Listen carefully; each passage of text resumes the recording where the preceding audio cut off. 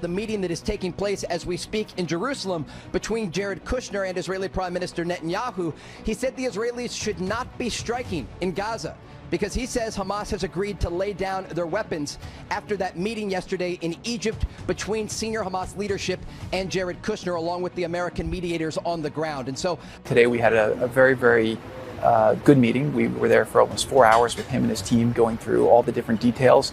I think there were some valid concerns that they raised that we were able to address, and we were able to go through some of the misunderstandings and misinformation that's been out about it as well. I mean, certain things like we're very committed to the fact that we have a plan to rebuild Gaza, but we will not allow Gaza to be rebuilt until the demilitarization occurs. Nobody wants to put more money into a place that's gone on for so long until if it's just going to be taken over by terrorists or blown up again. We're also not going to restrict Israel's right to defend itself if there are any imminent threats, and so we had to clarify what that means. We could be seeing progress, in as little as 30 days, hopefully on starting to take some of the weapons out, and hopefully filling in some of the tunnels as well in the next 60 to 90 days as well. So progress could come quite soon, but we do need cooperation from both sides, and we're going to hopefully get through it. But we've made a lot of progress to get here. For Israel, we think this is a win-win situation because if Hamas actually gives over the weapons and the tunnels, willingly over the next 60 to 90 days, that obviously would be the elimination of a huge security threat for Israel, almost an unthinkable achievement. And if they don't follow through now on their commitment, everyone will see that they're not genuine about peace, and then Israel will have a lot more support from the U.S. and others to go and finish the job in the appropriate way. Angin kehancuran bertiup kencang menyelimuti seluruh wilayah Israel. Negeri Zionis yang masih terus mengacaukan Timur Tengah harus menerima kenyataan pahit dengan kembalinya Iran ke medan tempur. Militer Teheran datang dengan kekuatan yang jauh lebih kuat untuk membalaskan dendam para sekutunya. Lebih dari 2.500 rudal balistik telah diproduksi demi menghancurkan Israel sampai berkeping-keping. Di saat yang bersamaan, Donald Trump yang lama terhipnotis akhirnya sedikit tersadar dari manipulasi Benjamin Netanyahu. Amerika Serikat yang biasanya mendukung kini bersuara paling kencang untuk menghentikan kejahatan Israel, terutama di jalur Gaza. Tidak cukup di situ, Eropa dan sejumlah negara lain juga ikut bersatu demi menyukseskan misi besar tersebut. Warga Israel yang mengendus adanya bahaya perang berbondong-bondong meninggalkan negaranya tanpa pernah kembali. Israel pun berubah menjadi tanah-tanah kosong yang seolah siap dijadikan latihan tembak oleh militer Iran. Akankah perang dahsyat bakal segera pecah dan mengakhiri kekacauan dunia yang disebabkan Israel? Cetak Gol coba merangkum Israel yang terancam bahaya akibat gebrakan Iran memasuki medan tempur sebagai berikut.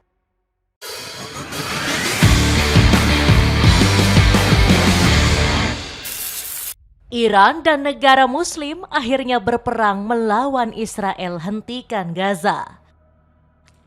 Julukan penyebab kekacauan dunia nampaknya memang layak disematkan kepada Israel. Pasalnya negeri Zionis kembali mencari masalah dengan menyerbu negara lain. Dalam operasi terbarunya, Israel menargetkan tetangganya sendiri, yakni Lebanon. Di tengah gencatan senjata, militer IDF justru membombardir Bukit Ali Al-Taher dan Kfar Romane.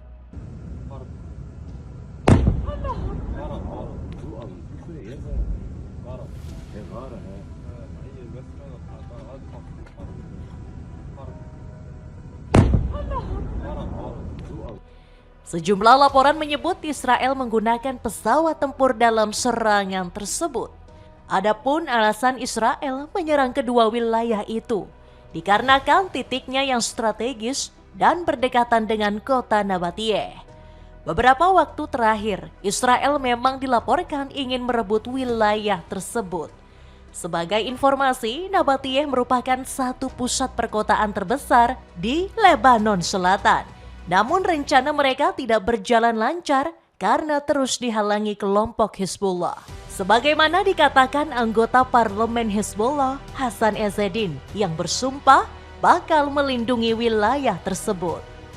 Ali Taher adalah salah satu posisi kunci perlawanan dan Hizbullah akan memenuhi tugas nasionalnya jika Israel menyerang situs tersebut, tegas Ezzedine. Tak cukup menyerang Lebanon, Israel juga terus meneror penduduk Gaza. Dalam serangan terbarunya, pasukan IDF bahkan terang-terangan memburu warga sipil yang tengah duduk di tepi pantai. Gempuran brutal tersebut dilaporkan menelan 6 korban jiwa, termasuk wanita dan anak-anak, serta melukai banyak orang lainnya. Sikap congkak Israel jelas tidak diterima begitu saja oleh para sekutu Palestina. Mereka yang berdiri bersama rakyat Gaza menyatakan sikap tegas kepada Israel. Salah satunya ditunjukkan oleh musuh terbesar Zionis, siapa lagi kalau bukan Republik Islam Iran. Presiden Iran Masoud Pezeshkian menegaskan sikapnya yang tidak akan berdiam diri melihat kebengisan Israel di Palestina. Bahkan pria 71 tahun itu sempat berbicara langsung dengan pemimpin baru Biro Politik Hamas, Khalil Al-Hayya. Iran akan terus memberikan dukungan kepada rakyat Palestina semaksimal mungkin. Kami akan mendukung keputusan apapun yang dibuat oleh kepemimpinan Palestina dalam proses negosiasi, kata Pezeshkian. Solidaritas yang diusung negeri para mullah ternyata tidak sekadar manis di bibir saja. Laporan menyebut Iran tengah bersiap untuk menghukum Israel dengan serangan brutal dalam beberapa waktu ke depan.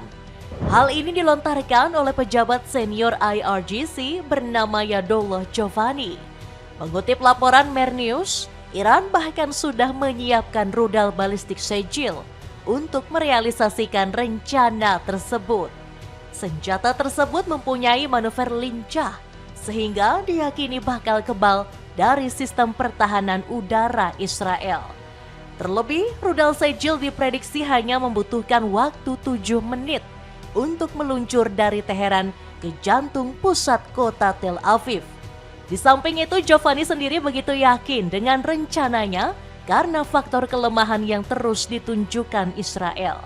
Menurutnya, negeri Zionis bukanlah tandingan Iran jika tidak dibantu oleh militer Amerika Serikat.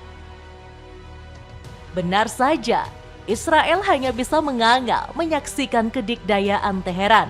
Media Jerusalem Post mengabarkan sumber-sumber intelijen Israel tidak menyangka dengan pemulihan kapasitas rudal balistik Iran yang begitu cepat. Padahal saat perang beberapa bulan yang lalu, serangan bertubi-tubi Israel diyakini sudah berhasil melemahkan persenjataan sang lawan.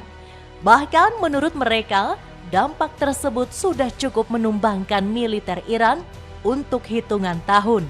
Akan tetapi kenyataan yang terjadi justru berbanding 180 derajat. Alih-alih lumpuh, Iran justru berhasil memulihkan kekuatan rudal balistiknya dalam waktu 4 bulan saja. Bahkan laporan menyebut produksi rudal IRGC saat ini mencapai 2.500 unit. Hal ini jelas menjadi sinyal bahaya bagi Zionis jika sampai peperangan kembali pecah. Apalagi posisi mereka sangat tersudut karena terus ditekan oleh 8 negara muslim, diantaranya termasuk Turki, Arab Saudi, Mesir, Pakistan, hingga Indonesia. Hal ini dikarenakan sikap bebal rezim Benjamin Netanyahu yang terus menolak peta damai untuk jalur Gaza.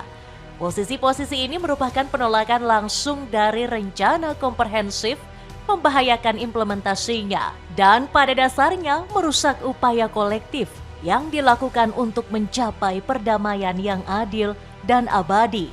Bunyi pernyataan bersama 8 negara tersebut.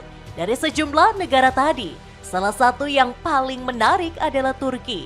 Pasalnya, Israel baru saja menyerang Suriah selaku salah satu sekutu Ankara. Gempuran membabi buta pasukan IDF dilaporkan mengenai pangkalan Abu al-Duhur di Provinsi Idlib. Padahal situs tersebut kabarnya sedang dalam tahap renovasi.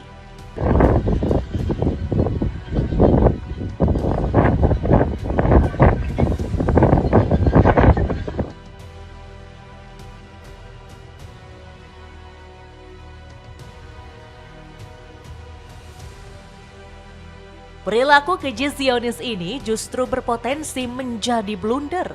Dengan menyerang Suriah yang merupakan sekutu Turki, Israel justru menambah alasan bagi Iran untuk menghidupkan perang kembali. Sebab rezim Erdogan dilaporkan ikut membantu Iran dalam perang melawan AS dan Israel beberapa waktu yang lalu. Pihak Ankara dilaporkan mengirim pasukan Kurdi untuk mencegah penggulingan rezim Teheran. Kemarahan Donald Trump melihat kebengisan Israel di Timur Tengah. Dengan membombardir Timur Tengah, Israel mungkin berharap bisa mendapatkan kembali hati Amerika Serikat. Alhasil hubungan mereka yang sempat merenggang bisa harmonis kembali dengan sokongan Donald Trump. Sayangnya, Israel terpaksa bangun dari tidur indahnya dan kembali menelan pahitnya realita. Bukannya kembali harmonis, Israel justru semakin dijauhi oleh Amerika Serikat. Salah satu alasannya adalah karena penolakan Israel terhadap proposal perdamaian Gaza. Perlu diingat kembali, rencana tersebut dicetuskan oleh Board of Peace yang diketuai oleh Donald Trump. Sikap Netanyahu yang menolak proposal tersebut sama saja dengan penghinaan bagi sang presiden. Kredensial Trump bakal menurun karena gagal menuntun Israel menyudahi kekacauan di Timur Tengah. Padahal Trump dan Amerika Serikat dipandang sebagai satu-satunya pihak yang menyukseskan misi tersebut. Apalagi Hamas selaku kelompok perlawanan Palestina dilaporkan sudah menyetujui rancangan tersebut. Namun di luar prediksi, pihak yang menggagalkan rencana besarnya adalah sang sekutu sendiri. Donald Trump yang murka akhirnya mengeluarkan ultimatum kepada Netanyahu. Perintahnya sangat jelas dan tegas untuk menghentikan seluruh serangan ke jalur Gaza.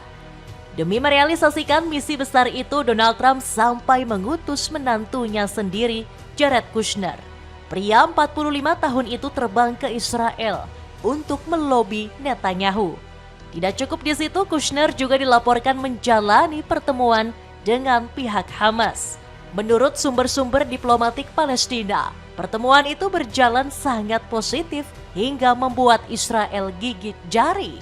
Bukannya tanpa alasan, AS dan Palestina disebut mulai membahas mekanisme pelaksanaan fase kedua perjanjian Gaza.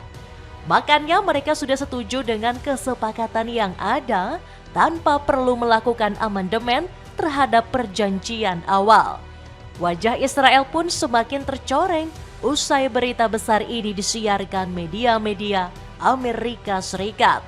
Tak terkecuali Fox News yang menyebarluaskan kabar potensi diberhentikannya operasi Israel di jalur Gaza. The meeting that is taking place as we speak in Jerusalem between Jared Kushner and Israeli Prime Minister Netanyahu, he said the Israelis should not be striking in Gaza because he says Hamas has agreed to lay down their weapons after that meeting yesterday in Egypt between senior Hamas leadership and Jared Kushner along with the American mediators on the ground. And so sayangnya di tengah keterpurukan ini masih ada saja orang-orang di bawah Netanyahu yang berbuat onar. Salah satunya jelas pejabat sayap kanan ekstrim Itamar Ben-Gvir. Politisi 50 tahun ini menggegerkan seluruh dunia dengan ide biadabnya beberapa waktu belakangan. Dirinya berencana untuk menghabisi 30 hingga 40 nyawa warga Palestina setiap malam. Menurutnya, Israel tidak seharusnya membatasi serangan terhadap warga Gaza. Dirinya bahkan mengatakan bahwa mereka tidak layak hidup dan sebagian dari mereka bukanlah manusia. Akibat sikapnya yang sembrono ini, Israel semakin mendapat sorotan publik internasional. Salah satunya berasal dari Uni Eropa yang menyiapkan sanksi tegas untuk Israel dan Ben-Gvir. Seperti halnya yang dikatakan juru bicara Komisi Eropa, Anita Hipper, dalam sebuah konferensi pers di Brussels. Uni Eropa mengharapkan Israel mematuhi seluruh kewajibannya berdasarkan hukum internasional termasuk hukum humaniter internasional. Saya juga ingin mengingatkan bahwa saat ini ada proposal di Dewan Uni Eropa untuk memasukkan Ben-Gvir ke dalam daftar sanksi berdasarkan rezim sanksi global Uni Eropa terkait hak asasi manusia, kata Hyper. Sepatu sneakers dari Ledo kini turun harga. Kamu bisa dapatkan potongannya dengan mengklik link di bawah ini. Sinyal perang besar, warga Israel berbondong-bondong pergi. Berbagai masalah geopolitik yang terjadi ternyata ikut menghadirkan suasana mencekam di Israel. Di luar mendapat kecaman di mana-mana, sementara di dalam negerinya sendiri, mereka juga terancam mara bahaya yang begitu besar. Rencana pembalasan Iran serta hilangnya dukungan Amerika Serikat membuat wilayah mereka begitu rentan diserang. Akibatnya banyak warga Zionis yang memandang wilayah Israel sudah tidak aman lagi. Terbukti ternyata banyak warga mereka yang tidak memutuskan kembali setelah pergi ke luar negeri. Ironisnya penurunan jumlah orang yang kembali berjalan beriringan bersama peningkatan warga yang memutuskan pergi meninggalkan Israel. Fakta pahit ini bahkan dibocorkan oleh laporan Pusat Penelitian dan Informasi Knesset sebagaimana dikutip media Israel Yediot Ahronoth. Menurut laporan tersebut, rata-rata jumlah warga Israel yang kembali ke tanah airnya mencapai 9.300 orang pada periode 2008 hingga 2012. Namun jumlahnya turun menjadi sekitar 7.400 orang pada periode 2013 hingga 2020. Hal ini belum ditambah penurunan paling drastis di tahun 2024, di mana hanya ada 3.800 orang yang kembali ke Israel. Dengan masalah yang terus menimpa Israel, bukan tidak mungkin bahwa angka di tahun 2025 dan 2026 bakal jauh lebih sedikit. Pada tahun 2022-2024 terjadi penurunan drastis sebesar 53% dalam jumlah penduduk yang kembali, bunyi pernyataan Knesset. Sialnya warga Israel juga tidak bisa semudah itu berpergian di luar negeri. Sudah semakin banyak negara yang menolak kehadiran turis asal negeri Zionis dimanapun mereka berada. Di antaranya termasuk Lebanon, Suriah, Iran, Irak, Kuwait, Pakistan, dan Brunei. Tidak hanya itu, sejumlah negara lainnya seperti Malaysia dan Indonesia juga sempat mengusir warga negara Israel beberapa waktu yang lalu. Bukan cuma Asia, negara-negara Eropa juga banyak yang tidak menerima mereka. Seperti halnya yang dilakukan Rusia dengan mengusir mantan tentara Israel yang ingin bergabung membela Ukraina. Seluruh penolakan itu tidak terjadi begitu saja tanpa alasan yang jelas. Pasalnya survei mengungkapkan bahwa Israel merupakan negara paling dibenci di dunia, terutama di tahun 2026. Berdasarkan survei tersebut, Israel mendapat skor minus 24, jauh lebih rendah ketimbang Korea Utara, Afghanistan, Iran, serta Amerika Serikat. Celana pendek santai size jumbo sangat nyaman digunakan. Kamu bisa dapatkan harga terendah dengan mengklik link di bawah ini. Itulah ulasan Israel yang terancam bahaya setelah Iran memasuki medan tempur. Bagaimanakah pendapatmu? Apakah negeri Zionis bakal terkena batunya dan kembali dilumat militer Teheran? Coba tulis pendapatmu di kolom komentar di bawah ini.